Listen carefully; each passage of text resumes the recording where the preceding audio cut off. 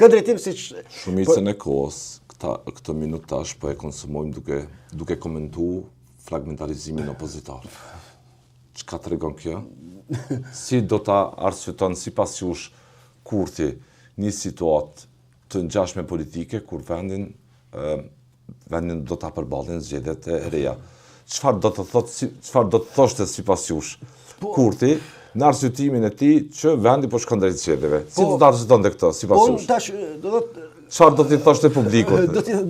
Jemi në muajin korrekt. Jemi në muajin korrekt. Unë nuk besoj që Kurthi nuk do të bëj tendenca, nuk do të bëj përpjekje për ta justifikuar vetëm për krijimin të institucioneve. Mirë, në situatën në cilën ndodhen subjektet opozitore jam I bindur që as nuk mund të bashkëpunojnë me të dhe as nuk mund të refuzojnë. Kjo është gjendja e palakmueshme në cilën ndodhen, sepse çaret janë shumë të mëdha të cilat nuk mund të sanohen, nga secili veprim që e ndërmarrin. Si të paralizuara, si të paralizuara të subjektet opozitore për shkak të këtyre fragmentarizimeve, do të jeni kartë e rëndësishme për të politike për ta vazhduar të njëjtën retorikë që ato nuk kanë vullnet për t'i dhënë vendit të institucione. Gjë që e ka përsëritur në mënyrë të vazhdueshme. Dhe tjetra që po e shohim.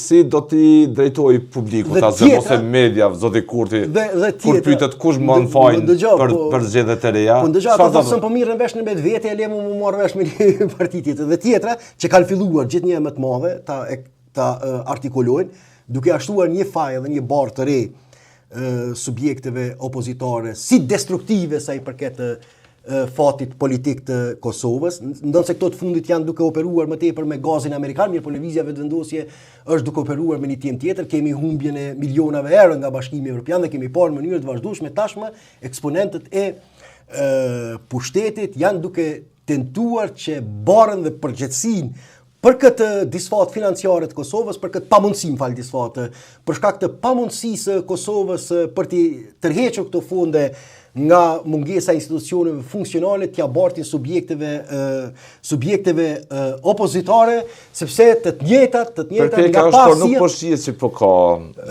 po ka ndikim shumë.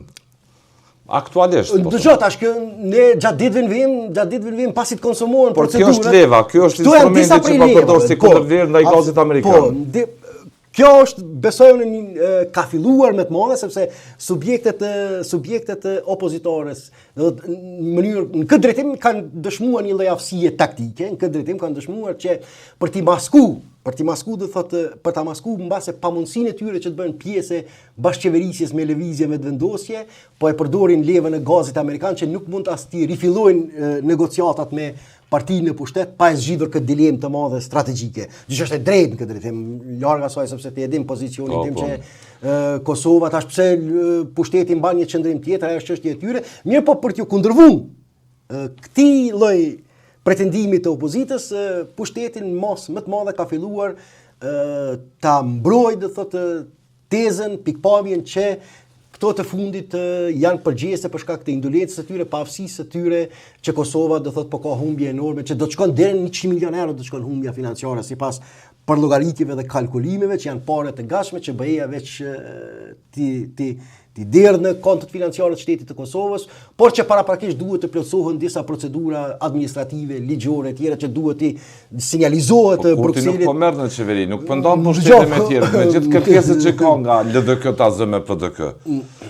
Kreç ka mund bëj opozita, ka solli është të marrë pjesë në kuvend, çoj dorën për çdo instrument financiar që ka nevojë për votën e kuvendit që të jetë funksional. Dëgjoj, unë tash edhe unë nëse don opinionin tim personal, kjo është nonsens logjik, do thotë që një parti e cila ka këtë numër të deputetëve, do thotë të vajtoj në publik pse Kosova po I humb këto mjete financiare. Bindja ime personale, por unë po flas veç për betejën politike dhe sepse bindja ime do thotë nëse krye përgjegjës për këto humbje duhet të mbahet lëvizja vetëvendosje. Kjo ta them tekstualisht. Mirë po tash kjo ana tjetër se si pas konstruimit të kuvendit ekziston një periudhë me rregullore të punës së kuvendit kur ky institucion do të shkojë në pushim. Sipas jush do të konstituohet kuvendi që në fillim të punës së tij, pastaj mund të jetë një agjendë ndoshta prioritare legislative për ato ligjet që janë tepër me rëndësi që presin me kohë për aprovim mbas edhe ratifikim do një marrëveshje ndërkombëtare dhe kuvendet shkojnë në pushim. Vullneti i qartë i partisë fituese zgjedhjeve dhe nëse i siguron do thot votat që duket që nuk ta ketë të lashe mbi gjatën e votat i siguroj, do të jetë e para konstituimi i kuvendit dhe votimi i konfirmimi i kurtit 4 sapo bën.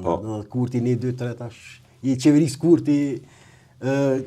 kurti 4 dhe sepse po shihet qartë se për çështjen e presidentit nuk e kanë në agjendë për aktualisht nuk ka asnjë lloj indikacioni që e kanë në agjendë primare politike. Ndonse prapë them kjo do të jetë një temë sfiduese kushtetuese, unë nuk mund të paragjykoj se cili do të jetë epilogu i saj, mirë po do të jetë një temë sfiduese kushtetuese sepse ditën që tashmë ekziston gjykimi i gjykatës, ditën që konstituohet kuvendi 60 ditë ka kohë deri në zgjedhjen e presidentit të ri. Nuk ka më kthim mbrapa sa i përket kësaj norme kushtetuese dhe se cila çështje duhet të konsiderohet primare për bindjen time politike, por tash a mund të verifikohet kjo juridikisht mbetet të shihet për bindjen time, tema e parë pas konstituimit të kuvendit duhet të jetë ajo e presidentit, ndërkohë nëse lëvizja vetëvendosje ndjek një strategji tjetër, mbetet në vullnetin e subjekteve opozitare do të sfidojnë në gjykatën kushtetuese apo jo, sepse të njëjtat, siç kemi bashkëbiseduar, kohë që kanë dhënë indikacione që më nuk janë të interesuara,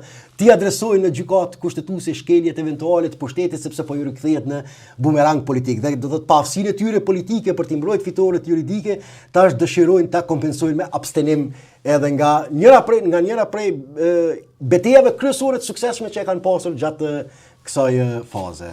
Kasolli, nëse vendi shkon në zgjedhje, kurtit këtë do ta justifikonte që nuk ka me këtë bisedoj, as në LDK e as në PDK. Nuk arri të marrë zotimin as njërit, as kryetarit tjetër, as për prezencën e votave në kuvend.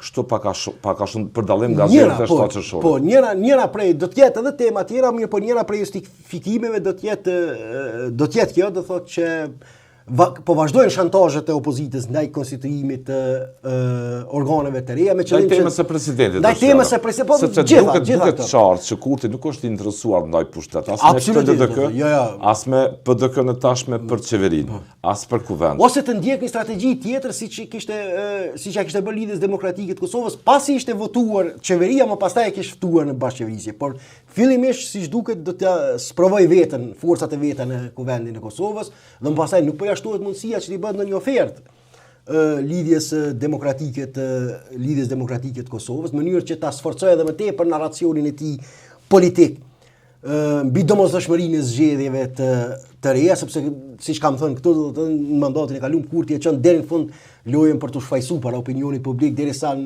ajo që zbashko e pa të analizuar kur thashë në fund do të dalë dhe të thotë që çka mund të bëjmë më shumë Albin Kurti për krijim të institucioneve, ashtu duli në fund u tha dërzoni 3 emra, bëni këtë e tjera dhe në fund duli tha çka mund të bëjmë më shumë Albin Kurti sa ketë vullnetit dhe gatishmërisë e tij për kompromis politik.